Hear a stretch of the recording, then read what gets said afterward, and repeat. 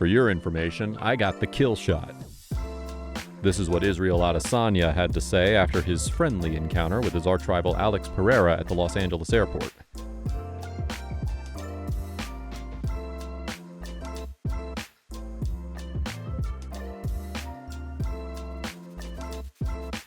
Alex Pereira shared his side of the story too. Bom, pessoal, olha só, último dia na Austrália, né? Vou agora chegando aqui em Los Angeles e olha só o que eu encontro aqui, ó. Adivinhe, uma chance. Erraram. Israel Adesanya. Chama.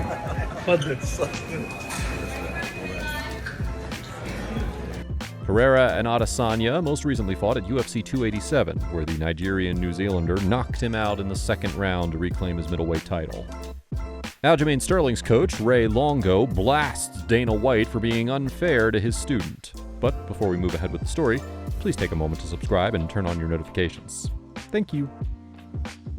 I just think the whole thing is crazy. Like, you know, there's other champions that haven't fought in a while. Aljamain Sterling's coach, Ray Longo, believes his pupil is being treated unfairly, especially when guys like Islam Makhachev stay inactive for a year and don't get threatened with an interim title shot. Longo's comments came after Dana threatened Sterling that he'd make an interim title fight if he isn't ready to defend his title against Sean O'Malley in August, only 3 months after defending his belt against Henry Cejudo at UFC 288. If you're not healthy, don't take the fight. We'll have somebody else fight. We'll do somebody else for the interim title. Here's what Longo had to say in response.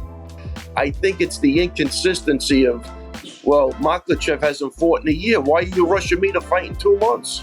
Like that's where I have a problem.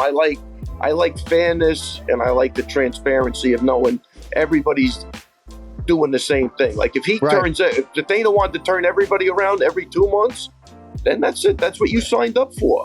Then that's the company. This is their rules. It's their company. He built it up.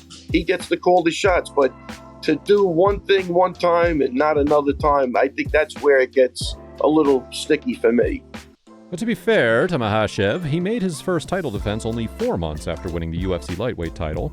But coming back to Sterling versus O'Malley, Sugar Sean's coach Tim Welch had an interesting take on it.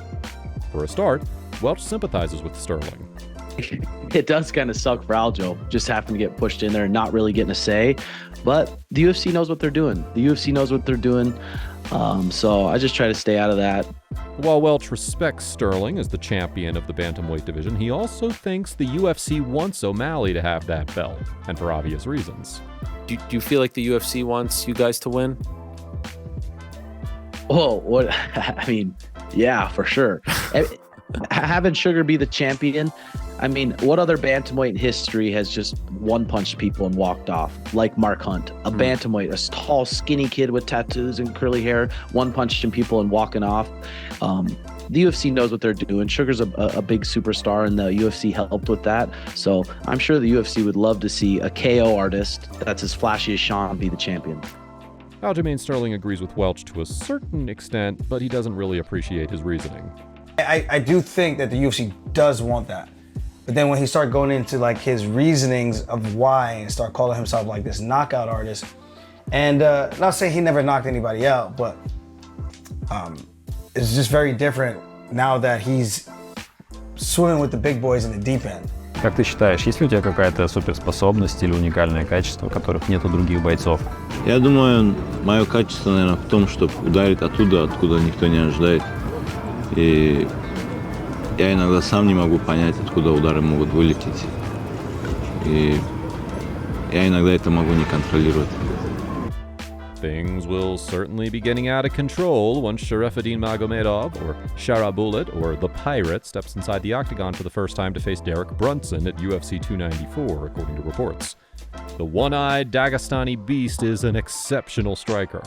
And unlike his compatriots, he doesn't go for takedowns, something the UFC fans will surely appreciate.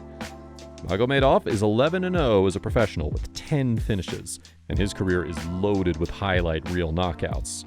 Inside the cage, he's an absolute monster. But outside of it, he's a very controversial figure who made headlines a few years ago for attacking a man who was kissing his girlfriend in public.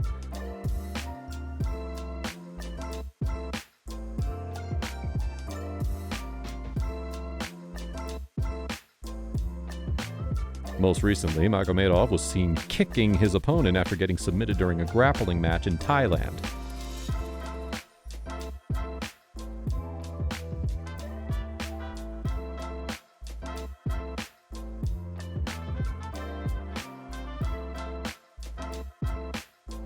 It's safe to say that Magomedov is not your friendly neighborhood Dagestani, which actually makes him an intriguing addition to a rather lackluster middleweight division that requires troublemakers like Shara Bullet. Do you think Sharaputdin Magomedov will make a winning start to his UFC career against Derek Brunson? That door did not deserve that. Remember when Quentin Jackson went on a rampage and ripped a door apart after one of his students lost his fight at The Ultimate Fighter Season 10? Well, he's finally apologized for it. That door did not deserve that. But I was trying to leave because I don't know if you guys know this about me, but I didn't name myself Rampage. A lot of people think that, oh, I'm a fighter. I named myself Rampage to be a fighter. That's a nickname that was given to me when I was a little kid. I'm the nicest guy on the planet, and that's because I'm so nice because I have to stay nice. I have to laugh because I have the worst temper ever. If I lose my temper, it's so embarrassing. I really hate it. This is a true story. I have the worst temper on the planet. So I was trying to leave because they cheated one of my fighters. I didn't like the way they was treating my team. And so I was trying to leave the gym. While Jackson regrets his actions, he believes it isn't entirely his fault. Jackson revealed that if the door didn't initially hit another object, it may not have ended up in the condition it was left in. I tried to open up the door and it was like a little bitch right there and it bounced back. And I just said, F this door. That's the most embarrassing TV moment of my life. When I lose my temper and stuff like that, it's embarrassing. Like, why do I gotta do that to a door? I headbutt the door. Why I gotta do that? Why I gotta be like that? UFC President Dana White wasn't too mad about Jackson damaging his property, but being the nice guy that Rampage is, he still made amends with Dana by giving him food stamps. Quote, "What I did was give him food stamps. I paid Dana for the door in food stamps. I paid him in food stamps." Dana went, "Yeah, I ain't turning down no food stamps," and we was all good. Now that's actually not true. Dana White made Rampage pay for the door. Quote, "I'm joking. Dana did make me pay for the door, guys. Y'all know I be joking. Dana did make me pay for that damn door."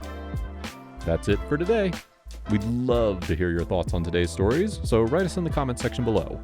To stay up to date with the latest happenings in the world of MMA, please subscribe to our channel and turn on your notifications. Thank you for your continued love and support, and we'll see you in the next one.